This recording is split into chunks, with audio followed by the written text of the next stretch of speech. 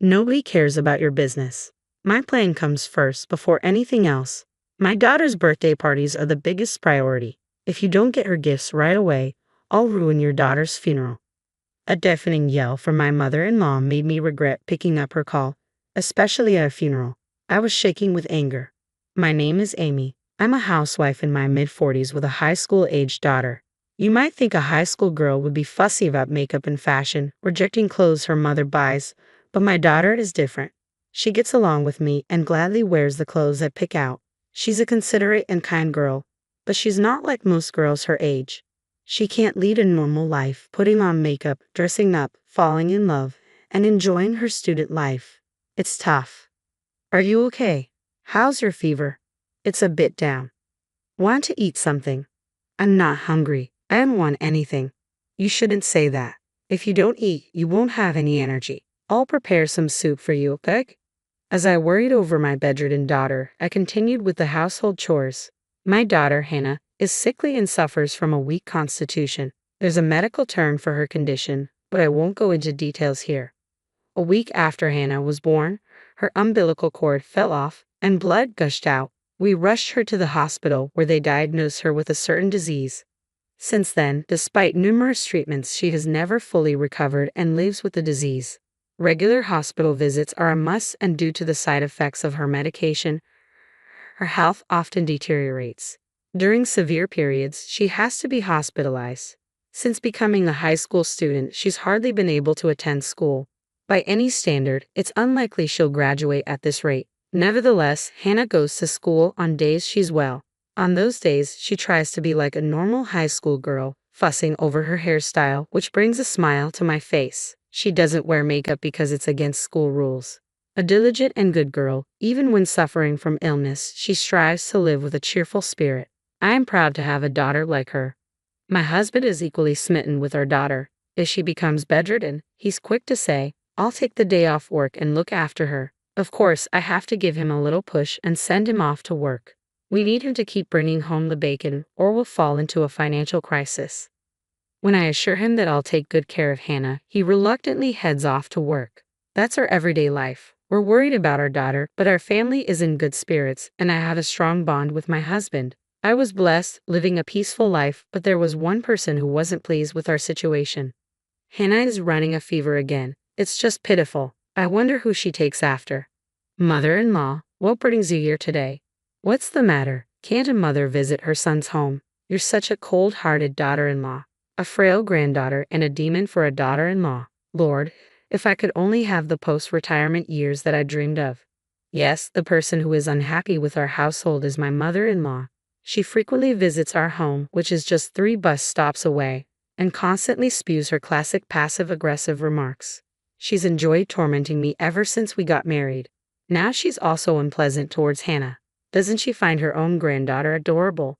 My son never ran a fever this frequently. Amy, isn't this something from your side of the family? Mother-in-law, as I've explained countless times, Hannah's illness isn't hereditary. No, I'm sure your family's genes are playing a role here. I always knew taking you into our family was a bad idea. My mother-in-law seems fixated on belittling my family lineage, and her snide remarks never end. Eventually, I've grown accustomed to dealing with her, realizing that arguing is a waste of time. I let out a sigh, grabbed the freshly made soup, and headed to Hannah's room. Hey, I'm not finished talking yet. I could hear her yelling from behind, but I just ignored her. Once I entered Hannah's room, her voice became faint. Grandma came over again, didn't she? Right, same old mother-in-law bashing. No helping it, I guess. Grandma's just... My daughter Hannah let out a raised smile, but I know she understands. There's no way she can't hear my mother-in-law's loud voice, yet Hannah never speaks ill of her grandmother. On the contrary, she'll make a guilty face and say, "I'm sorry, Mom. It's because of me." Hannah, it's not your fault at all. She's not at fault in the slightest, yet Hannah apologizes to me. I don't want her to feel this way, so my husband and I always greet her with smiles. We create a cheerful atmosphere, not wanting her to dwell on negative thoughts, but my mother-in-law destroys that atmosphere in an instant. As I hugged Hannah tightly, I bit my lip, feeling her thin body so unlike a healthy high school girl. Feeling Hannah's warmth, I felt a sense of relief but also realized that I must start keeping a distance from my mother-in-law. My days are occupied with taking care of my frail daughter, and on the rare days she goes to school, I worry nonstop. I took back our house keys from my meddling mother-in-law. Days were filled with endless quarrels with her, my husband working hard for our beloved family, and my laughing daughter Hannah. Despite everything, they were peaceful days, and I thought they would last forever. I don't know why I believed that. There's no such thing as forever. Everything that begins must also end. On a rainy summer day, Hannah fell ill amidst the unrelenting heat. The doctor looked grim as he reviewed the test results. I held my trembling daughter in my arms, and then she was admitted to the hospital. Summer vacation had begun, and by the time it ended, Hannah was still in the hospital, still receiving treatment. Those were incredibly difficult and painful days. Hannah looked like she was suffering so much. Even so, I believed she would recover.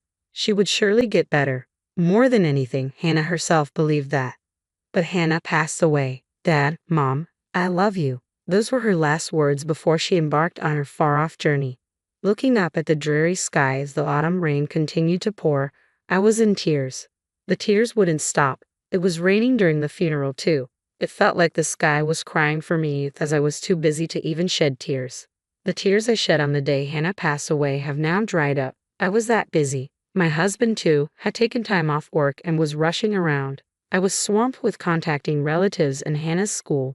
That's the only way I could cope. I couldn't stand it unless I was busy. The loss I felt from losing Hannah was that immense. Many people came to the funeral in the rain.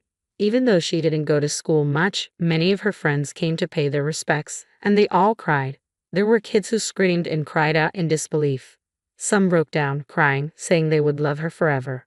Watching them, I felt a perverse sense of happiness. Everyone loved Hannah. Knowing that she was a child who was so loved, I couldn't help but feel happy. Many people spoke to me, and they all praised Hannah.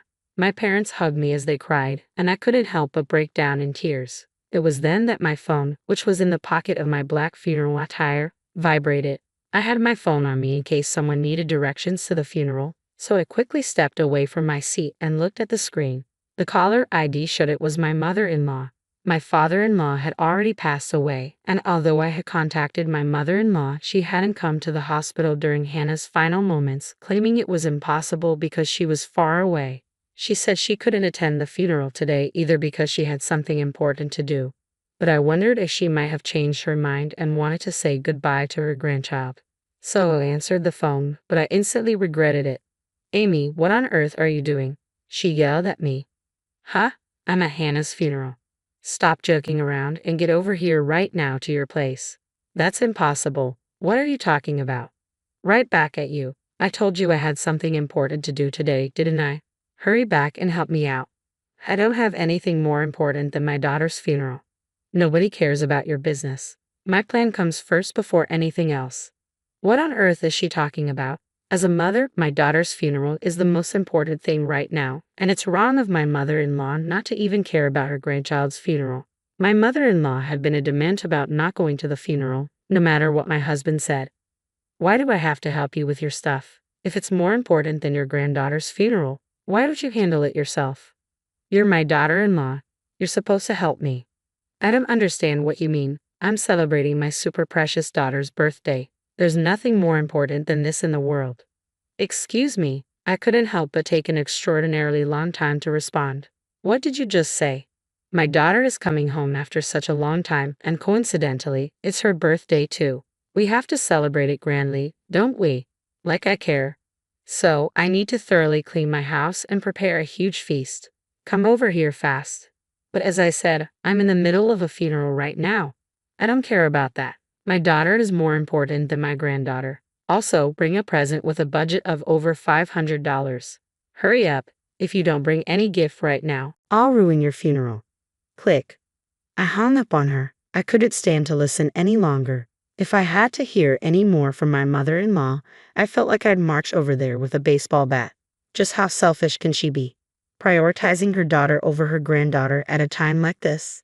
I'm not saying they should be compared, but to say her daughter's birthday is more important than Hannah's funeral.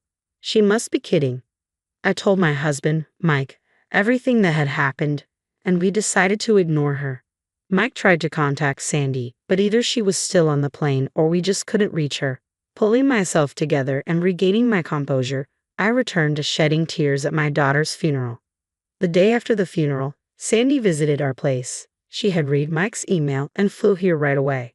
She thought it would be faster to come home than to try to get in touch while traveling from where she lives, but it took her a long time to get here. In the end, she didn't make it to the funeral. Bowing her head in apology after paying her respects at the altar, she shared various stories with us. Stories I had never heard before about my daughter and Sandy, whom we hardly ever got a chance to see. Listening to them, I found myself reminiscing about my daughter when she was little, and once again, I started to cry. In the end, my mother-in-law didn't even bother to come to pay her respects. My sister-in-law, Sandy, deeply bowed her head and apologized for this. "I'll do something about my mom," she said before leaving, but I wondered what she meant by that. A few days later, the reality that my daughter was gone still hadn't sunk in, and I found myself in her room, holding on to the memories she left behind. I gently stroked her study desk. The room, untouched since her death, was filled with so many memories of her. Just as I felt like I was about to cry again, the doorbell rang unexpectedly. Startled, I quickly wiped away my tears and looked at the monitor. To my surprise, it was my mother-in-law, the same woman who had injured both my husband and me with her inappropriate remarks on the day of the funeral. She hadn't come to pay her respects and hadn't shown up in the days since. What does she want now? I had no intention of opening the door, so I responded via the intercom. "What can I do for you, mother-in-law?" "Oh, Amy, please help me," she said. Her unexpected plea for help left me puzzled. "I might end up joining my granddaughter if this keeps up. Please help me," she exclaimed, saying something unthinkable. Wondering what was going on, I reluctantly opened the front door and my mother-in-law fell in. "What's going on? Help me, my daughter, my daughter." While I was trying to understand what she was saying, a figure suddenly came into view. Well, here you are, Mom," the figure said. It was Sandy. She had a smiling face, but it gave off a silent pressure. "She's here, huh? What? Seeing the pale face of my mother-in-law, who screamed at the sight of Sandy, I was completely stunned.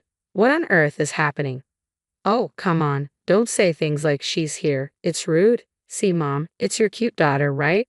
No, not cute at all. What in the world is going on? Just the other day, she was talking about her daughter's birthday being more important than my daughter's funeral. What happened in just a matter of a few days? While I stood there bewildered, Sandy handed something to our mother-in-law. "Don't worry, the next part is much easier. Here, you just need to put this on your head and go about your life." Saying this, Sandy put it on my mother-in-law's head. She shook it off and hid behind me. "I'm not wearing that." "Why not? People will think I'm a weirdo if I walk around with that on my head." Wondering what on earth it was, I looked at the object that had fallen to the floor. It was a mask, not the kind you would see at a fair, but something else. A mask that you might see worn by a tribe living deep in Africa during some strange ritual, the kind of thing a shaman might like. And why does Sandy have something like this? Why put it on my mother-in-law's head?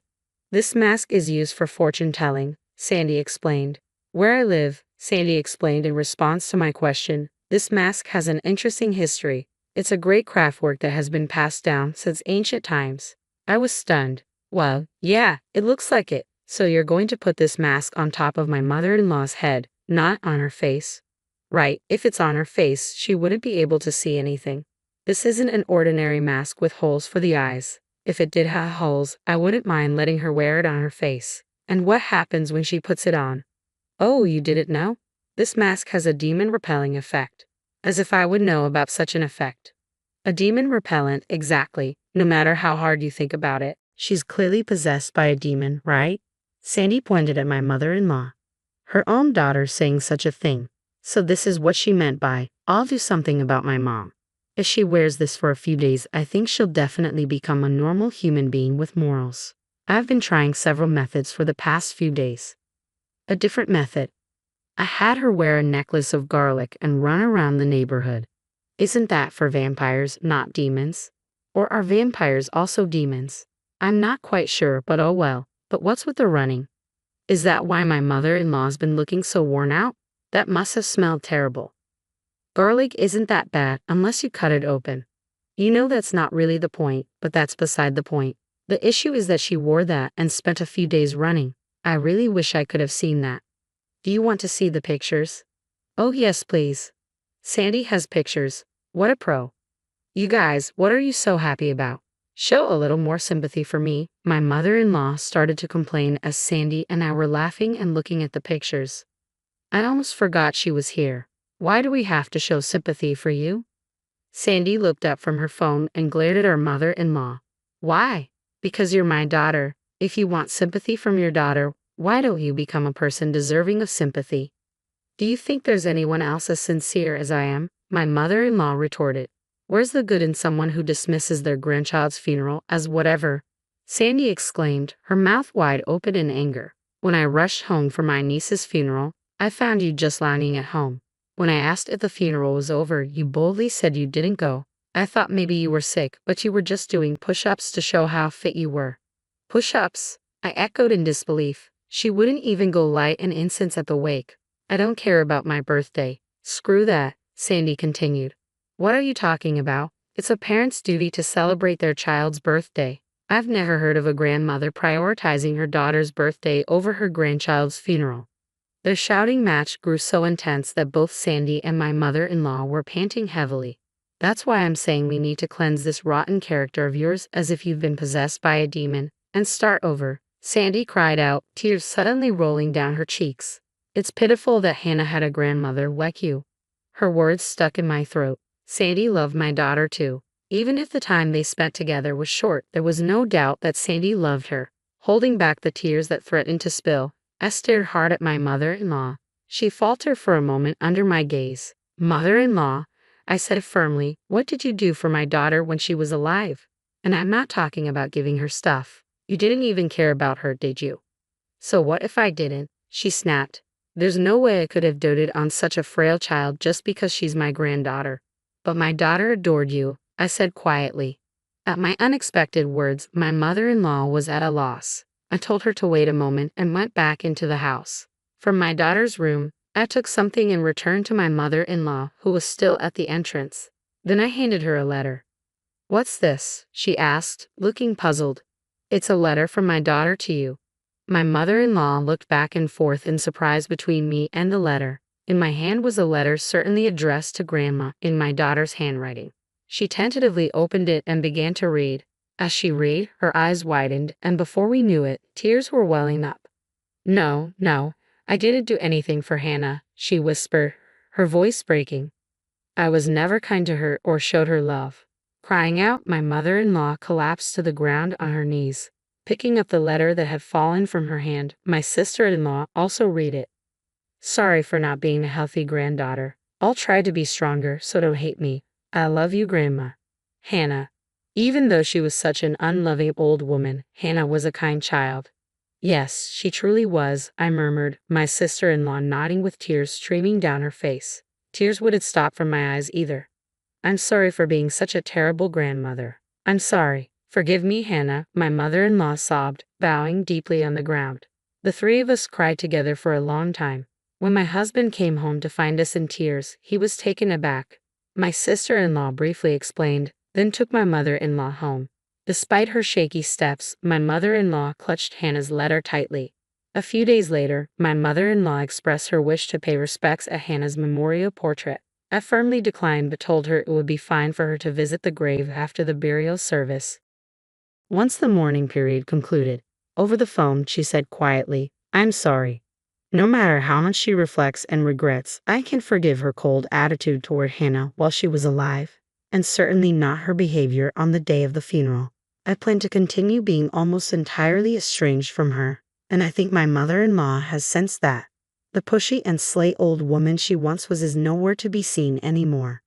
My sister-in-law returned overseas, and my husband keeps contact with my mother-in-law to a bare minimum. My mother-in-law now leads a lonely life in her old age, having developed dementia. Luckily, we quickly found a retirement home for her, and now she lives there.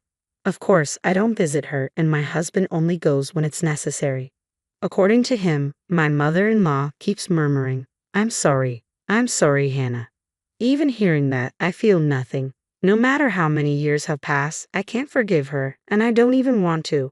But then I think of Hannah, and my gaze falls on a picture of her smiling happily. If it were Hannah, That kind girl, she probably would have forgiven my mother-in-law. No, she probably never even held a grudge in the first place. She was such a kind child. Mom, I love you. I thought I heard her voice and gently wiped my eyes.